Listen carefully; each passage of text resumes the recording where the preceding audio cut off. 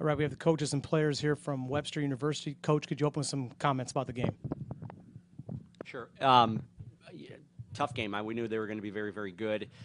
Played them down in Florida, and they're very offensive. Obviously we were right there, and had a couple of bunt plays, late that cost us a run there, and did a great job of just holding them where they're at and giving us ourselves a chance in the ninth. And Joe hits the ball right on the screws right at the kid. So we got to come out tomorrow and keep going, keep battling. The nice thing about this new format, or I don't even know how new it is anymore, but the last time we were here, we lost the first game, and you start looking at how you're going to make it through an 8-team tournament, double elimination. This gives you an opportunity, so we've got to come out and get ready to go tomorrow. All right, any questions? All right, Coach, so you mentioned, and it's true, you played them in Florida, and that's like 2.5 months ago. So what was the difference? Did you see anything that evolved for those guys over the course of the season?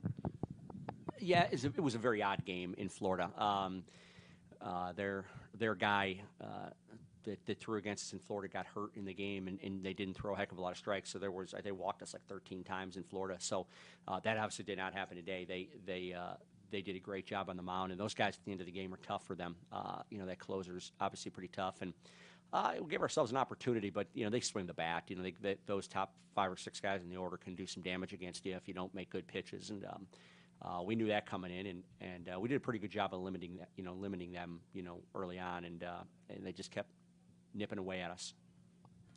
Matt, he's right about obviously those top guys. What was it like working against those guys, and what were you having success with? Yeah, they're all good hitters up and down the lineup, and I think really just what the key was is when I got behind, they didn't miss a beat. They weren't surprised by what I was throwing behind in the count at all, and we're just trying to throw strikes and locate pitches as best we can, and try to execute and do my job. But they were good hitters. Herzog especially, right, the guy at the top of the order. You did a pretty good job on him. Obviously, he did get 1 hit and an RBI, but he you made him get some outs too. Yeah, he's a tough out for sure, and leading off that lineup, in the 1 hit, I talked to Joe after the inning, and we thought it was a pretty good pitch, and he was just waiting for it inside, and that just shows you how good of a hitter he really is. For Matt or Joe, obviously a classic pitcher's duel. What were you seeing from their pitcher on the other side that was effective against you guys?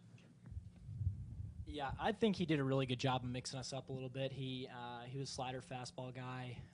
He did a good job locating. I thought he executed some pitches when he had to, and I think at the end of the day it comes down to making plays and getting the extra out, extra base, and we just came up a little bit short, but I'm optimistic going forward for sure.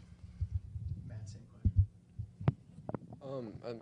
The same as all defense and all pitching staff. When you fall behind, we were able to get to him a little bit, but when he was ahead, he was able to work his stuff, work his game. It made it tougher for us, obviously. All the runs came, especially when we were ahead. So just working all counts and everything, working together and everything, that's just going to be our goal going forward.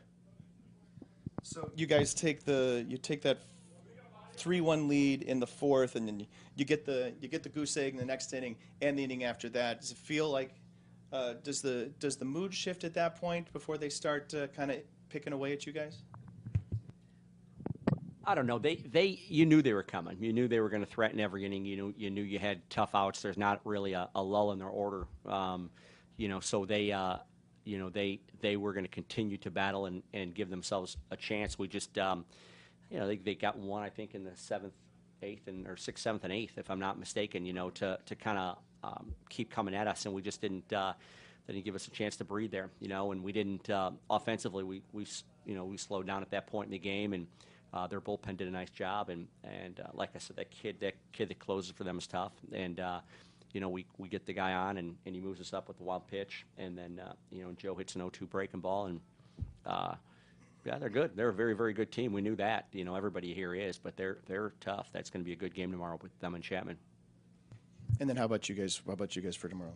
Well, we've got Washington and Jefferson watching today, and they swing the bat as well. We're going to have Sean Beaver go to the mound, and he's been great for us all year long, and young guy, a sophomore, but we've got to get tomorrow's game, and then you've got to figure out the next one. It's one at a time at this point. It's pretty cliche, but you can't look ahead. But as this thing goes on, pitching gets whittled down, and hopefully the bats heat up, and we can win a couple of games offensively. But just go and battle tomorrow. That's all we can do.